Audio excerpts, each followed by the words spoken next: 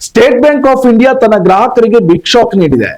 ATM ಮತ್ತು automated deposit come withdrawal machine ಸೇವಾ ಶುಲ್ಕಗಳನ್ನ ಪರಿಷ್ಕರಣೆ ಮಾಡಿದ್ದು ಗ್ರಾಹಕರ ಜೇಬು ಸುಡುವುದು ಪಕ್ಕ ಎನ್ನಲಾಗಿದೆ. 2025ರ ಡಿಸೆಂಬರ್ 1ರಿಂದಲೇ ಜಾರಿಗೆ ಬಂದಿದ್ದು 2025ರ ಫೆಬ್ರವರಿಯ ನಂತರ ಎಸ್ಬಿಐ ಮಾಡುತ್ತಿರುವ ಮೊದಲ ಶುಲ್ಕ ಹೆಚ್ಚಳ ಇದಾಗಿದೆ. ಎಸ್ಬಿಐ ಸೇವಾ ಶುಲ್ಕ ಪರಿಷ್ಕರಣೆಯ ಅನುಸಾರ ಉಚಿತ ಮಿತಿಯ ನಂತರ ಇತರೆ ಬ್ಯಾಂಕ್ಗಳ ಎಟಿಎಂ ನಲ್ಲಿ ಹಣ ಬಿಡಿಸಿದರೆ ಪ್ರತಿ ವ್ಯವಹಾರಕ್ಕೆ 23 ರೂಪಾಯಿ ಮತ್ತು ಜಿಎಸ್ಟಿ ಪಾವತಿಸಬೇಕಿದೆ. ಈ ಮೊದಲು ಈ ಶುಲ್ಕ 21 ರೂಪಾಯಿ ಮತ್ತು ಜಿಎಸ್ಟಿ ಇತ್ತು. ಬ್ಯಾಲೆನ್ಸ್ ಪರಿಶೀಲನೆ ಮತ್ತು ಮಿನಿ ಸ್ಟೇಟ್ಮೆಂಟ್ ಪಡೆಯುವ ಶುಲ್ಕವನ್ನು ಏರಿಕೆ ಮಾಡಲಾಗಿದ್ದು ಈ ಹಿಂದಿನ 10 ರೂಪಾಯಿನಿಂದ 11 ರೂಪಾಯಿ ಪ್ಲಸ್ ಜಿಎಸ್ಟಿಗೆ ಮಾಡಲಾಗಿದೆ. ಸಾಮಾನ್ಯ ಉಳಿತಾಯ ಖಾತೆದಾರರಿಗೆ ನೀಡಲಾದ ಉಚಿತ ವಹಿವಾಟುಗಳ ಸಂಖ್ಯೆಯಲ್ಲಿ ಯಾವುದೇ ಬದಲಾವಣೆ ಉಂಟಾಗಿಲ್ಲ. 5 ಬಾರಿ ಮಿತಿ ಮೀರಿದ ನಂತರವಷ್ಟೇ ಹೊಸ ದರಗಳು ಅನ್ವಯವಾಗಲಿವೆ. ಎಟಿಎಂ ಸೇವೆಗಳಿಗೆ ಸಂಬಂಧಿಸಿದ ಇಂಟರ್ಚೇಂಜ್ ಶುಲ್ಕದಲ್ಲಿ ಏರಿಕೆಯಾಗಿರುವ ಕಾರಣ ಸೇವಾ ದರ ಪರಿಷ್ಕರಣೆ ಮಾಡಿರುವುದಾಗಿ ಬ್ಯಾಂಕ್ ತಿಳಿಸಿದೆ.